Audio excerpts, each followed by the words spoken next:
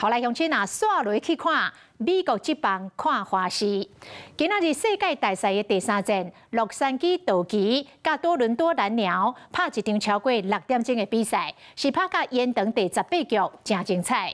啊，跳出来解救大家是道奇上有价值的球车佛里曼，伊来讲出着一支再见全垒打，帮助着道奇以6-5拍赢这场的比赛。哦，这一球呢？这一球呢？这一球过大桥，比赛结束，最终是 Freddie Freeman 用阳春炮结束了这场18局的漫长的比赛，6-5 ，Dodger 赢了在主场艰困的一战，终究没有打破世界大赛最长局数的纪录，18局平世界大赛纪录，6-5打败了蓝鸟。佛里曼这支的全垒打，总算让大家会当顿卡下班，嘛帮助道奇伫下日的比赛摕到2-1的领先。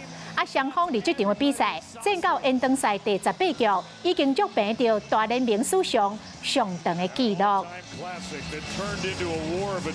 Hello， 我是蒋欣梅，想要抢先掌握最及时的新闻资讯吗？赶快订阅、按赞、开启小铃铛，锁定华视新闻 YouTube 频道。